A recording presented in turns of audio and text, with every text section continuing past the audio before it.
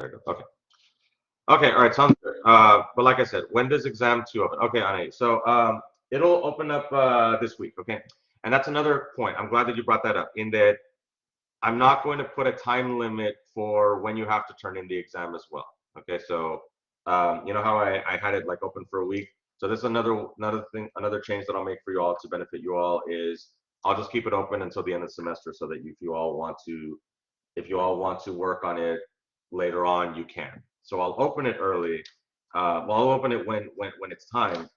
But if let's say you wanna wait during Thanksgiving break to take it, you can.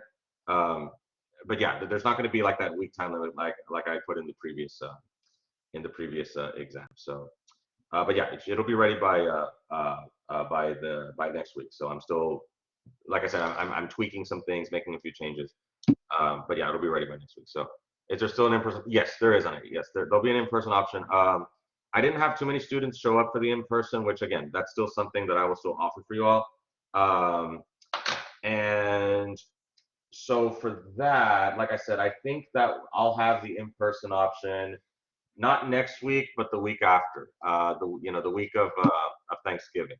So yeah, so either I'll see, probably the 21st. Something, yes, I understand on it. Yes, something came up with me as well, where I had to go on that Wednesday instead of the Monday. So these things come up. I definitely understand. Um, but yes, so what we'll do is we'll like I said, what we'll do is it'll be the week of Thanksgiving as well. I'll have the in-person option. So the test will be open next week for you all. That's the plan.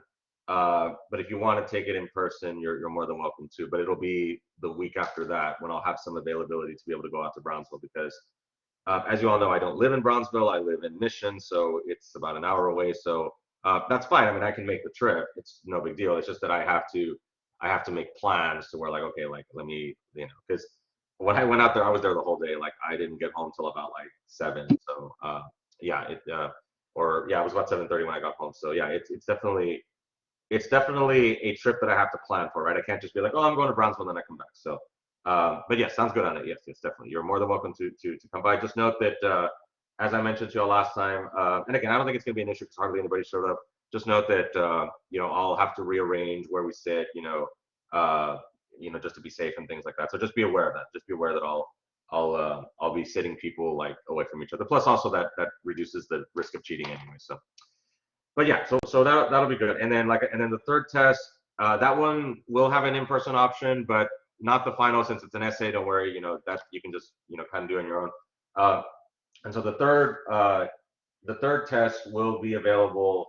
That'll be available in like the week before we have the final essay. So I believe that's like December 5th or something like that. So that's when we'll have the third test available. So something like that week, that first week in December is when we'll have the third test available, and then the final essay will be the week of finals, which I think is the week after. So it won't even feel like a test; it'll just be like an assignment. So because again, I didn't want to have a situation where I didn't want you all to have to do like 2 tests back to back, I guess you could say. So even though it is a test, but it's an essay test. So alrighty, okay, sounds good. Any other questions y'all have? Any other questions? Did you all see the election results last night and this morning? Did any of y'all get a chance to look at some of them? Which is interesting, right? Because we're actually going to cover the Constitution today. So, did any of y'all have a chance to look at some of those election results nationally as well as at the state level? Anybody have a chance to look at any of that? Did any of y'all go vote? That's another good question. Did any of y'all go vote in this election? Because unfortunately I saw that there was some rather low voter turnout here in Texas as well as here locally. But yeah, no, if you haven't had a chance to look at the numbers, it's really interesting to see, especially when we look at, because we're actually going to talk about Congress today. We're going to talk about how Congress is set up when it comes to the Senate and the House in terms of how they, how the framers, crafted the idea of a bicameral legislature. We're going to take a look at that today. But yeah, if you haven't had a chance to look at the numbers, definitely look at them. And we still don't know who is going to be in control of Congress right now. There's still several seats that are up for grabs because the election numbers are still too close. In Georgia, we might have another runoff election. I think that's what they already said, that we're going to have a runoff election between Reverend Raphael Warnock, the current Democrat senator, and former Heisman Trophy winner and former Dallas Cowboy member Herschel Walker, who is running on the Republican side. So they'll have a rematch at that election, and then we'll see who ends up winning that seat. Because in Georgia they have this rule where the candidate has to get over 50% of the vote. If they don't, then they have to go to a runoff with the top two vote getters from this election, and then they have another election next month. So, but again, that's kind of where we're at. So right now we still don't know what the balance of power is going to be in the House or the Senate. Right now, it's looking like the House might flip on the Republican side. The Senate, they're still, it's going to come down to Georgia again. But yeah, we could have a situation where the Republicans could take control of the House from the Democrats. But again, we'll talk about that here in a little bit in terms of once we start our discussion on the Constitution. We're gonna go with Chapter 7 here. So let me go ahead and share the screen now for you all, and then we'll go ahead and get started here. Oh, more good news. Next week, well, I think this weekend we're going to have a cool front coming in. So I was looking at the temperature. It's going to be in the 40s at night next week. So it'll finally start feeling like the holidays here. I know we haven't had Thanksgiving yet, because I know there are some people that I know for me personally, I love Christmas, so I'm totally fine with celebrating Christmas after Halloween. But I know some people aren't like that. But I am. But anyway, but regardless, it's still the holiday season. So okay, so let me go ahead and share the screen here. And let's go ahead and get started here. All right. So, okay. So let's go ahead and get started with Chapter 7, founding a nation. So again, when we last talked, we talked about the culmination of the Revolutionary War, and now, of course, we're in a situation where the newly formed United States has to come up with a system of government. What I want for you all to understand first, before we start discussing this, is I want for you all to understand why the United States came up with the system of government, at least initially, the system of government that they came up with. When we look at the Articles of Confederation, there's a reason why the Articles of Confederation was formed, and the way it was written, the way it was. What I want you all to understand here is that the Articles of Confederation was formed out of fear that the colonists had experienced after declaring independence from Great Britain and winning that Declaration of Independence through the American Revolutionary War. Remember going back to when we last met, right? We were talking about how, the ideas of like no taxation without representation, the ideas of, that the American colonists were not pleased that, King George III was violating civil liberties and creating all of these roadblocks to democracy in terms of sending all the redcoats there and spying on people and people feeling that they weren't secure in their own homes and things like that, just totally subverting people's liberty. The Articles of Confederation was written as a means to fight back against the fear that a national government in America would try to replicate the same issues, have the same problems, right? They didn't want for there to be an all-powerful executive that would infringe upon the rights and the liberties and the protections of the people. So what we got here was the Articles of Confederation, which of course was the first written constitution in the United States, right? Our current U.S. Constitution was not the first constitution. We tried the Articles of Confederation first. It wouldn't last very long, and we're going to talk about why it didn't last very long. The first written constitution in the United States had a one-house Congress, no president, and no judiciary, right? So unlike today where we have those three branches of government, back when the Articles of Confederation were written, there were no three branches, right? You just had, and even within that one branch, it wasn't bicameral. We didn't have the two chambers. We didn't have the House and the Senate back then, right? We just had a one-house Congress. And so there was no executive, there's no judicial branch. So again, the reason why this was done was because this idea of having the president, right? And people still have these discussions even today, right? Some people still fear that the president has too much power. So these fears were definitely very evident back then, very pronounced back then. They didn't want for one person to be in control of too much within government. So they wanted, the idea behind the articles was that they wanted for the national government to be weak. They only wanted to give power to the national government, only as much power as they needed. So the only powers that were granted to the national government were those for declaring war, conducting foreign affairs, and making treaties. Basically, the only things necessary to engage in either conflict with other countries, to defend themselves against other countries, or to negotiate with other countries, right? To try to set up, maybe trade agreements and treaties, as well as have diplomatic relations.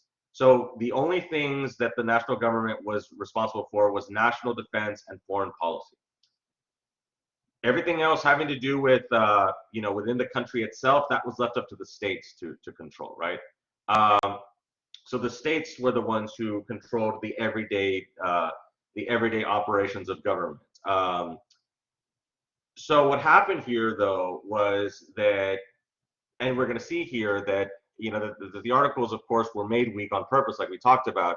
And so some of these other examples, that amending required unanimous state approval, right? So in order to amend the articles, you had to get all of the 13 states to approve it in order to pass legislation at the congressional level. You also had to have 9 out of the 13 states, right? Because each state had one vote within the one house Congress, right? So if the Congress was going to make any changes, if they were going to pass anything, they had to get a supermajority of the states to vote on this. And that's why there was never any proposed amendments, because there was no way that the states were going to unanimously vote for something. It was hard to even get 9 out of the 13 to vote for something. So of course it makes sense that they never proposed any amendments, because it was just virtually impossible to get the states to. There's no way they could have gotten 13 states to agree on anything. Even within the Constitution themselves, southern states and northern states disagreed on a variety of different issues, particularly the slavery issue. But one of the major accomplishments that the Articles of Confederation Congress did accomplish, though, was their ability to, one of the major accomplishments that they had was land administration within what they call the Northwest Territories, such as Michigan, Wisconsin, Illinois, Ohio, Indiana, those areas. This, of course, was looked at as the frontier at the time, because the United States was still in its infancy, moving westward, right? You still just had the 13 states, and then you had these territories, in between the states and the Mississippi River, and so this also went up into the Ohio River Valley. In the immediate aftermath, so Congress established national control over land of the west of the 13 states and devised rules for its settlement. So Congress in the west, excuse me, let me take a drink of water here. Okay, so the immediate aftermath of independence, Congress took the position that by aiding the British, Indians had forfeited the right to their lands, right? Now, of course, the book talks about that not all the Native Americans were on the side of the British. Some of them were, but some of them weren't. Some of them didn't even get involved in the conflict. So it's kind of like a slippery slope to make that argument here, right? And so Congress faced conflicting pressures from settlers and land speculators regarding Western development, right? So the idea was still that the federal government was still going to try to negotiate with the Native Americans as peacefully as possible, right? Not to just be constantly at war with them, right? So they did strongly encourage the purchasing of the land so that the Native Americans could move further west. And then, of course, there was the issue of what to do about land, right? Because obviously, of course, the idea was to try to, to expand further west and to allow for the settlement, but that didn't mean that companies couldn't try to make a profit off of that operation as well, right? This is where the capitalistic nature of America, shows itself, right? When it comes to the selling of the land here, right? So settlers in the West. So peace brought rapid settlement into frontier areas. Taking possession of land was seen as an essential element of American freedom. So we will talk about this again later on, the idea of manifest destiny. But this is where it sort of begins, right? This idea that, to expand westward was America's duty, to spread freedom across the entire continent here, right? Settlers ignored Indian titles to land and urged low prices for land. And leaders feared that the unregulated flow of settlement across the Appalachian Mountains could provoke constant warfare with the Indians. So the land ordinances were necessary because you had all of a lot of these settlers that were moving over into the Ohio River Valley, but there wasn't really any regulation of how the land was going to be divided up and how it was going to be sold. So we have the land ordinances, which provided frameworks for how the land would then be sold and distributed. So the Ordinance of 1784 established stages of self-government for the West. The 1784 ordinance, basically what this meant was that new territories that would be formed, as the country expanded in size, these new territories could eventually join the Union, right? They could join the United States. And this is where we've seen that the United States has grown in terms of the states, right? Obviously, of course, they started with 13, but now they've increased to 50. The Ordinance of 1784 is what started this idea of having territories as they gained more population, and um, as people moved to these territories, that these states could eventually be admitted into the Union, right? So they would be admitted as equal members of the Union. It's not like the way Britain controlled their territories, where the citizens of the territories were considered second-class citizens. Again, remember, this was a major reason why the Americans fought the Revolutionary War to begin with, right? They wanted to be on equal footing as people in London. So the United States, keeping with that tradition and not wanting to be hypocrites, they expanded their empire through political means, right? Not just by conquering land, but also by allowing for people, to join the United States here. The Ordinance of 1785 regulated land sales in the region north of the Ohio River and established the township system. So the book talks about how the parcels of land would be separated here into these equal units, and the equal units would be they would be, they also had acreage, right?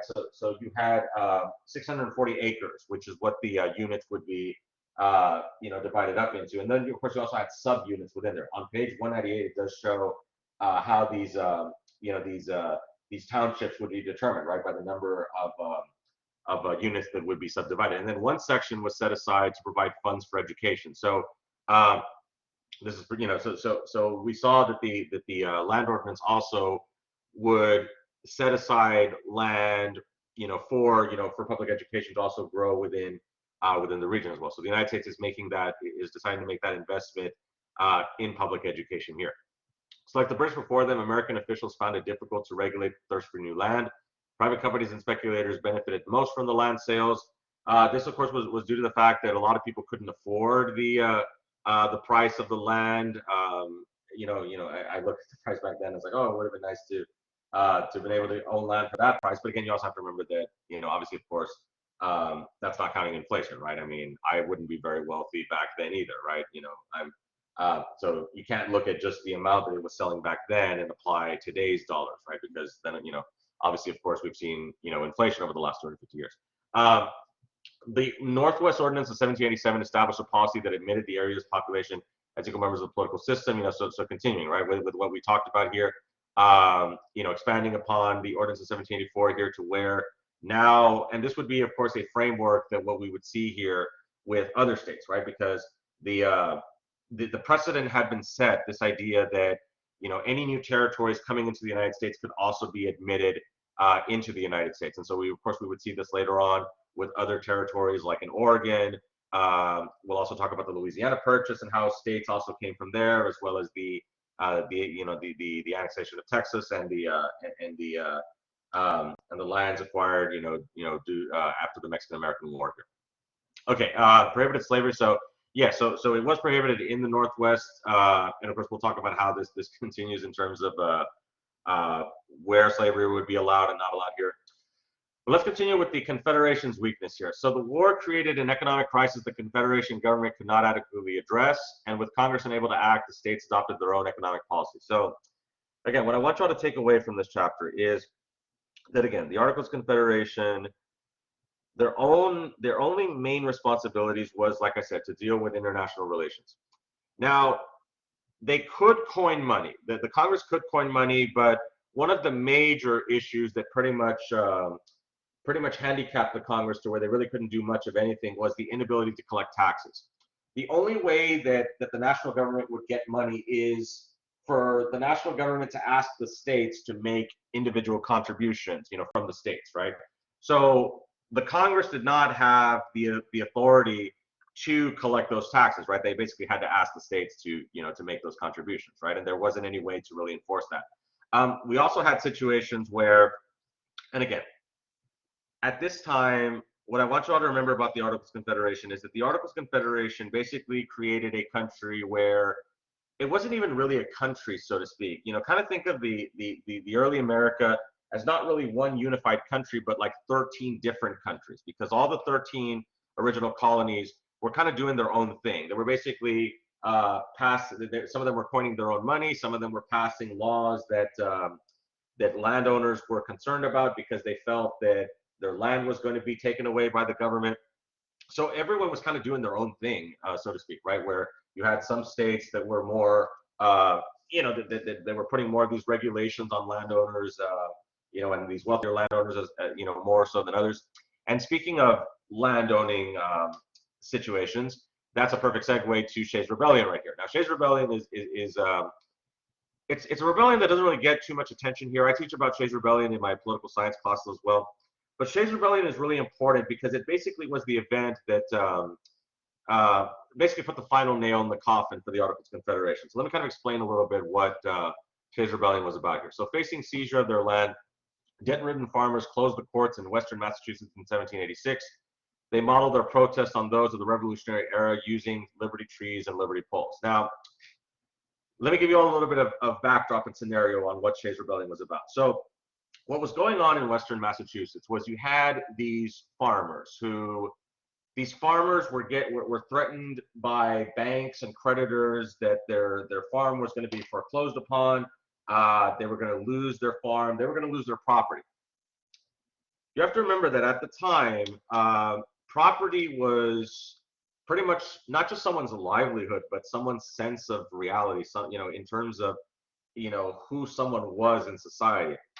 Because you also have to remember that pretty much everywhere that voting was tied to property, right? That the only people that could vote were white male property owners. So if you lost your property, then you also lost your right to vote, and you lost your right to be a productive member of society. So not only were you going to lose your livelihood, you were also losing your social status. So the reason why I say this is because I want you all to understand why these rebels felt so strongly about this that they decided to launch a revolution to try to keep their lands from being foreclosed upon. I want you all to understand the state of mind here. So Daniel Shays, of course, was leading the rebellion, right? He was a former, former officer in the Revolutionary War, and he was tasked with leading this rebellion because, again, the idea was the rebels were going to close the courts. Now, this is not really any different than what we see today when it comes to the foreclosure process. Hopefully this never happens to you all, but if let's say you get evicted from your apartment, it has to go through the legal system, right? Or if if you don't pay your taxes, then the government can come after you, right? So the idea of the government getting involved in terms of taking away someone's land, foreclosing upon someone's land, or kicking someone out of where they're living, it's something that we still see to this day, right? So that's why I want you all to understand why they went after the courts, right? Because the idea was if the courts were not open, then the land could not be foreclosed on because there was no court in session to go and foreclose on that land.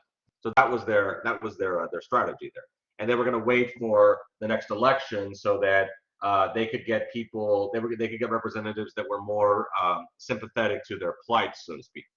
The rebellion was put down by the Massachusetts governor in 1787, and more than 1,000 were arrested. So Shays' Rebellion convinced many of the need for a stronger central government to protect property rights, a form of private liberty, from too much power in the hands of the people, right? So once we get to the constitutional discussion here, this is one of the key issues that the framers are discussing here.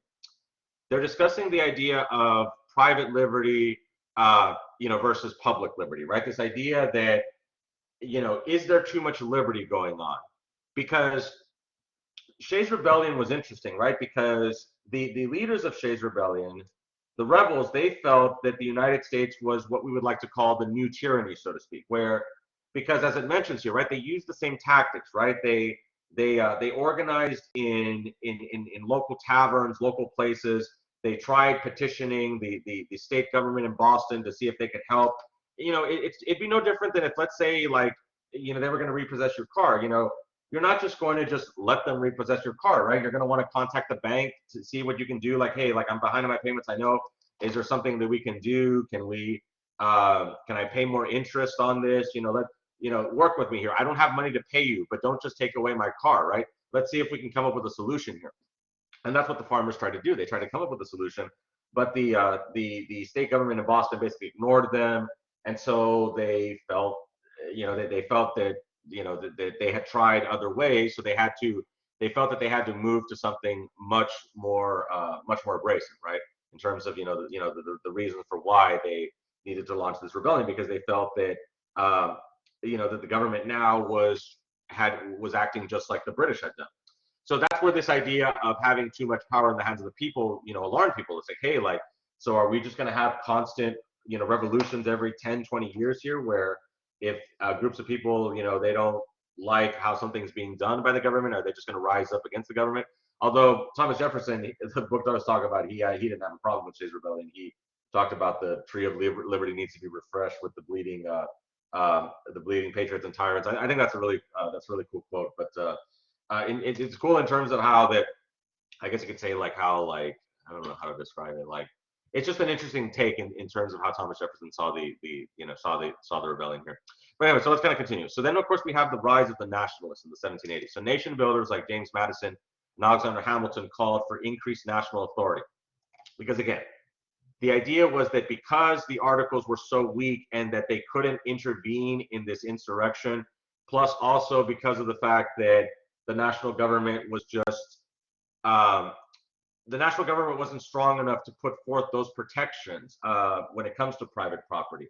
The states were the ones who were in charge of that, but some of the states, like we mentioned right now, were basically okay with redistribution of wealth, so to speak, right? So this was something that alarmed a lot of wealthy property owners, and so they wanted to ensure that they would, the public wouldn't just go and start a riot or something like that and break into someone's house and take all their stuff, right? So they needed stronger protections for that. So the concerns voiced by critics of the articles found a sympathetic hearing among men who had developed a national consciousness during the revolution. Economic concerns played a part too, as bondholders feared not being paid by the national government, artisans wanted tariff protection, and merchants desired access to British markets here. So these were other concerns, right, from other groups within society, right? The people who had purchased, war bonds, they didn't have faith that the federal government would ever pay them back, right? Because the federal government didn't have much of any money at all. The the local artisans, right? The local, we talked about the artisans, right? The um, the the local merchants, right? They wanted a stronger national government because they wanted for their domestic products to be protected, right? Because they wanted the tariffs. We talked about tariffs before, right? These are taxes on imported goods. If you've got all these imported goods coming in from other parts of the world, then there's not going to be any way for local, for local businesses to be able to really prosper and operate, right? Because they're having to compete with all of these other markets that are bringing their goods in. So they wanted to have an advantage. They wanted to have a domestic advantage, compared to the international, trade that was going on. And again, and the merchants, of course, also desired access to the British markets, right? So on the opposite side, they wanted, the local merchants wanted to send their goods over to Britain, right? So there's a lot of different competing ideas, right? And so the idea, of course, was that the Americans didn't want for too many goods to come in, but instead they wanted to send their goods to other countries, right? Because we talked about mercantilism, right? How that doing that, exporting more than you import is going to make you more richer because you're the one who's controlling you're having an advantage when it comes to trade. So then, at a meeting in Annapolis in September 1786, the delegates called for a convention to amend the Articles of Confederation in order to avoid anarchy and monarchy, right? So then, let's delve into the new Constitution and how this was developed and what we were able to get from the U.S. Constitution. Now, the framers of the Constitution, they agreed on a lot of the main points here, right? Where they disagreed was in some of the details in terms of how these institutions were going to operate. So they pretty much all agreed that well, it says here, right? So prominent. So in terms of who showed up, the framers, of course, were prominent, wealthy, and well-educated men. These are the elites of the elites, right? And of course, these are household names. Benjamin Franklin, George Washington. Jefferson wasn't there because he was a diplomat, but I mean, we still, consider him, one of the founders of our country, so to speak, because of him writing the Declaration of Independence. So he's still included in terms of those group of outstanding individuals, right? But the idea here was that the people that that we look at as the framers, these were the elites of the elites, right? These were the people that, hold on, let me take a swig of water here.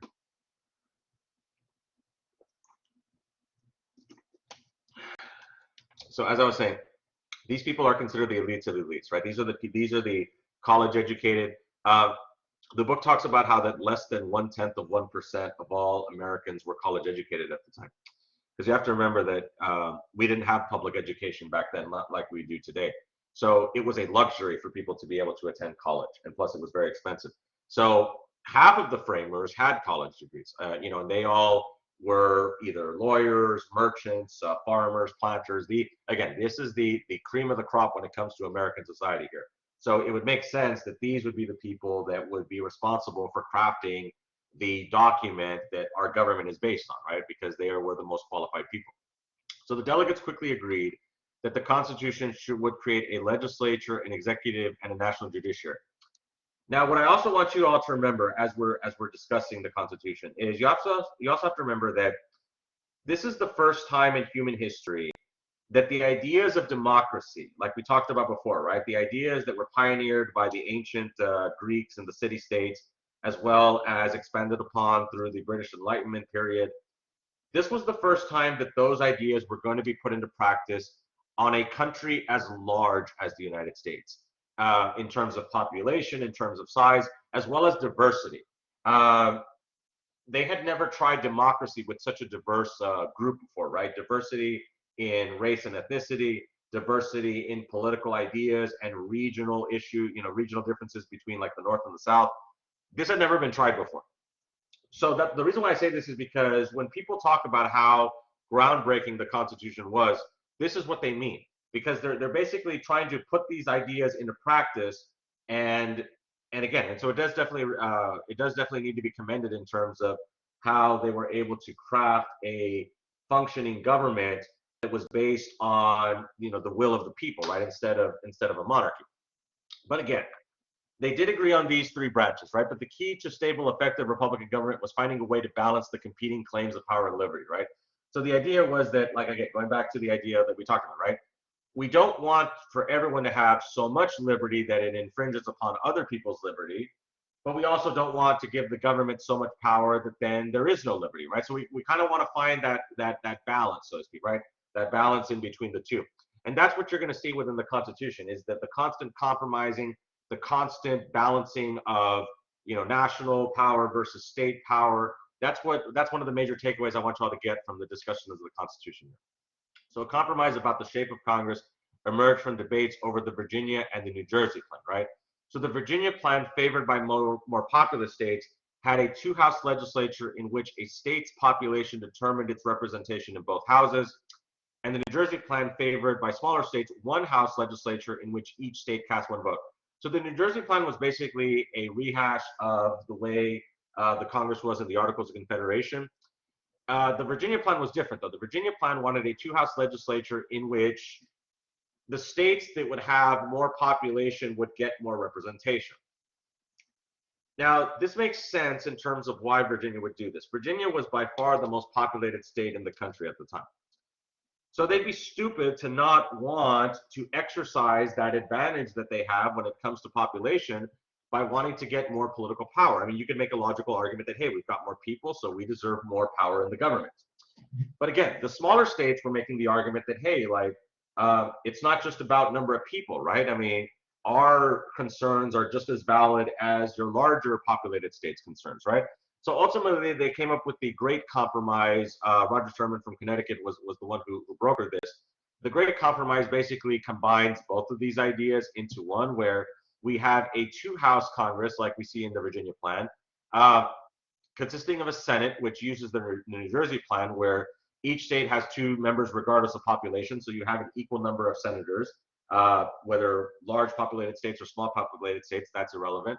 And then the House of Representatives, which is apportioned according to state's population. So in the House, not every state is going to be equal in terms of the number of House seats they get, right? Your higher populated states, not at the time, of course, but now the most highly populated states when it comes to population are California, Texas, Florida, New York. These are your states that have the highest population of people today. So they're going to have more representatives in the House of Representatives than, let's say, a small populated state like Wyoming, which only has one House member.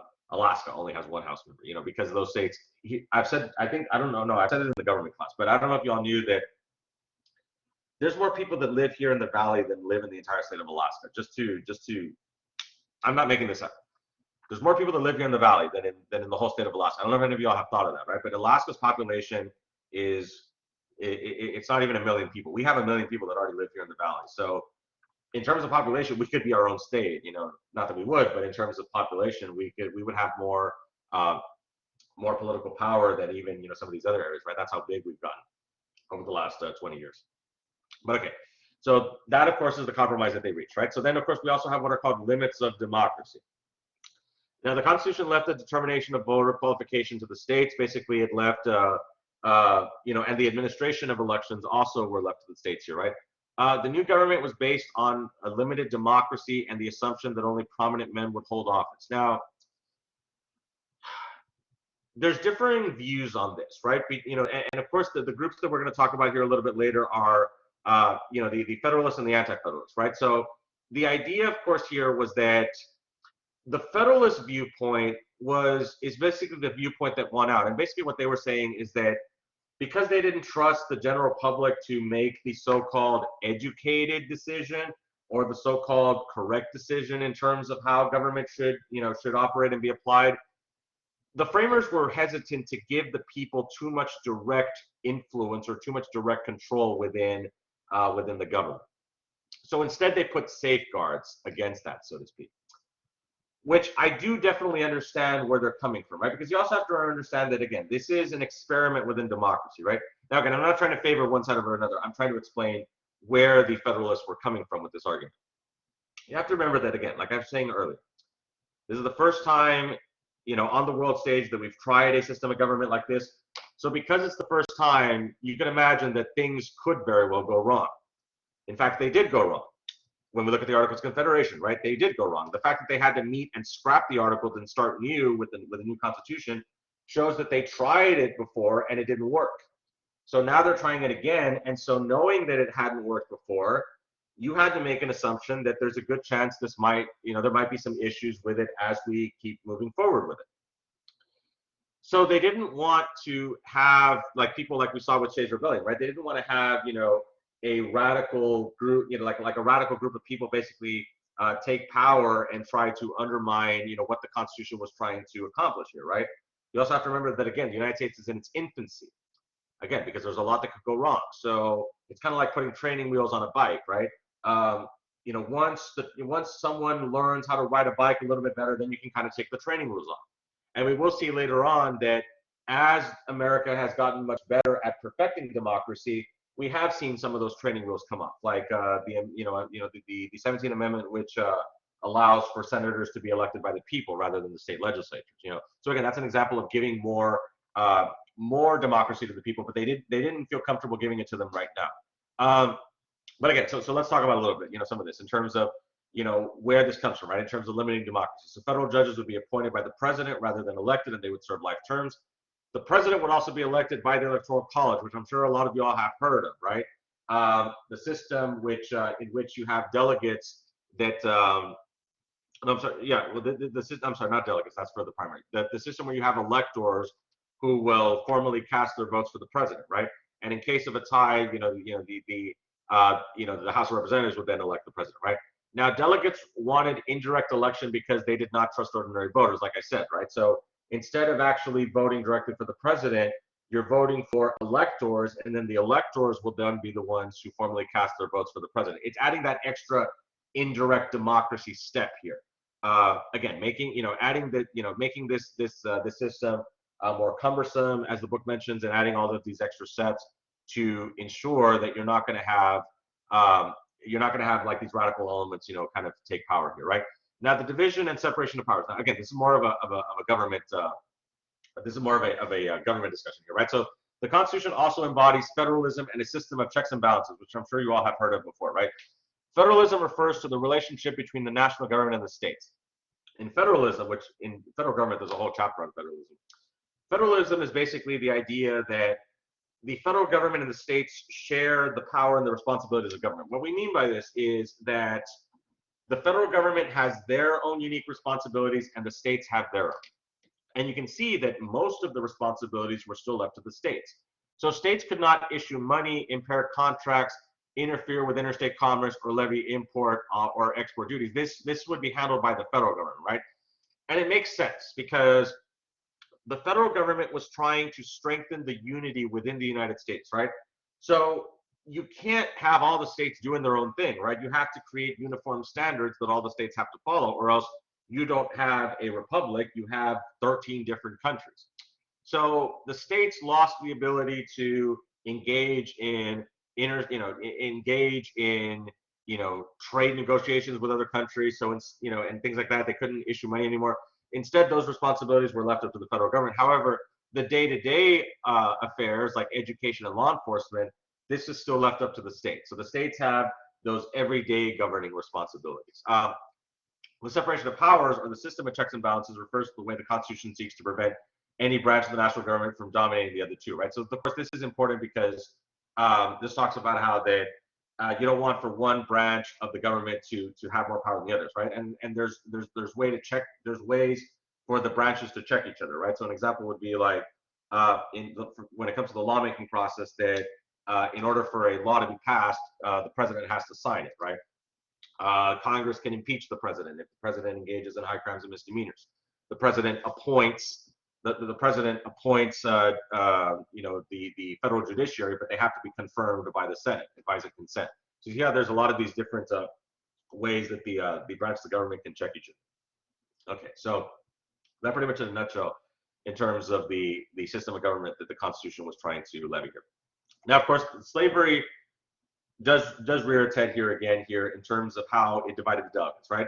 So the word slave, and mostly divided them along regional lines, right, between the North and the South. The word slave and slavery did not appear in the Constitution, but it did protect slavery. The South Carolina delegates proved very influential in preserving slavery within the Constitution.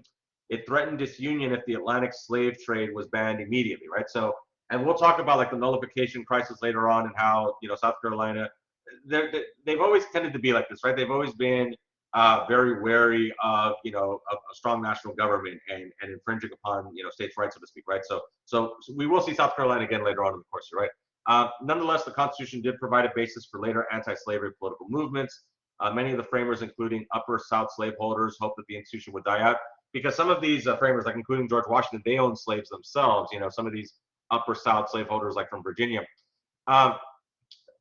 So this was a sore subject, right? So I do understand where the framers are coming from when it comes to why they decided to kind of just they felt that this was too divisive an issue, that they kind of hoped that, okay, hopefully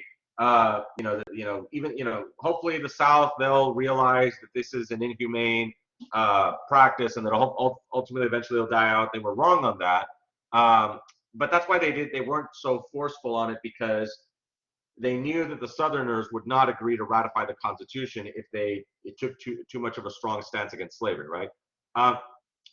However, they did successfully resist efforts to place the national recognition of property in man in the document, and slavery remained an institution created by state, not national law. So again, we would see how that there wouldn't be a national policy on the outlawing of slavery until after the Civil War.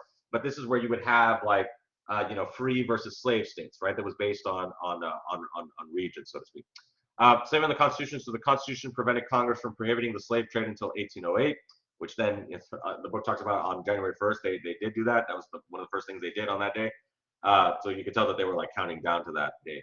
The fugitive slave clause made clear that the condition of bondage remained attached to a person even if he or she escaped to a free area, and required all states to help police the institution of slavery. So again, this created a situation where if you were a slave, escaping to the northern free territories or states was not enough. Right? You could still be apprehended and be brought back, to your master in the South. The federal government could not interfere with slavery in the states. Slave states had more power due to the 3/5 clause. So the 3/5 clause or 3/5 compromise, however you want to talk about it, this of course was also important, right? Because the Southerners wanted for the slaves to count 1-to-1, especially in Virginia. Remember, I talked a little while ago about how Virginia, Virginia is the most highly populated state in the Union at the time. One of the main reasons for that was because they had a huge slave population. So the Southerners were trying to make the argument, yeah, we're going to count them, in our population numbers. But then the Northerners were like, okay, well, are you going to let them vote? Are they citizens? And the Southerners were like, no, they're our property. So the Northerners were like, okay, well, we're not going to count them to vote.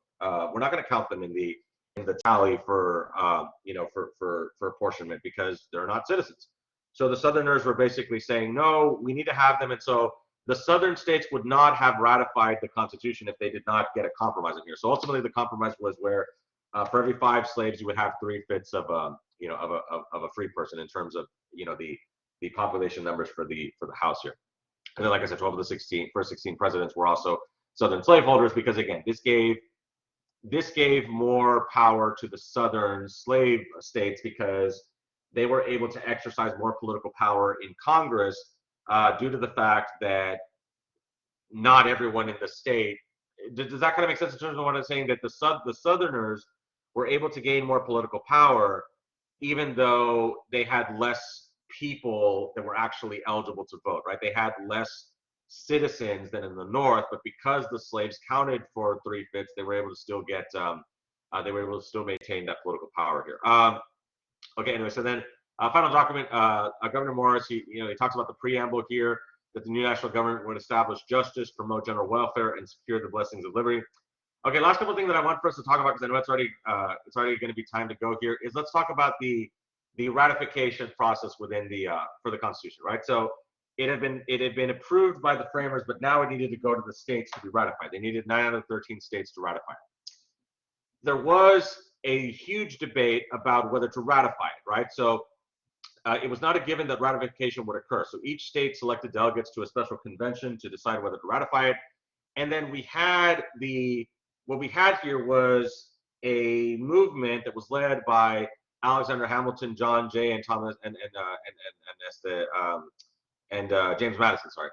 And they developed what was called the Federalists, or also called the Federalist Papers. The Federalist Papers are very fascinating. I have them here in my office, at home, and they're really fascinating. They're fascinating to read. The Federalist Papers are basically like, it's kind of like a, how would I describe it? It's kind of like if you read a book and then you get it's not the Cliff Notes, but it's more so like companion reading to it, right? Where it explains it, right? It kind of explains what the book is about, right? It's kind of like an analysis, so to speak, right? It's kind of like a review, so to speak, of a book. That's what I like to consider the Federalist Papers. It's kind of like where it goes beyond the Constitution and it explains the reasons, right? It gives an explanation, right? So Hamilton argued that government was an expression of freedom, not its enemy, and he makes the argument in Federalist 10 and 51 that the large size of government would be a source of stability because you had all of these different competing interests, and that those interests would kind of balance each other out. So you wouldn't have one group dominate the political climate and the political atmosphere because you've got so much diversity. You've got so many groups, different races, different ethnicities, different backgrounds, right? That all of that would form a way to kind of cancel each other out, so to speak, right? Last couple of things we'll talk about here is just the Anti-Federalists. Of course, these were the group that felt that the Constitution had gone too far, that the national government had taken too much power. These people tended to be more in your rural area, so to speak.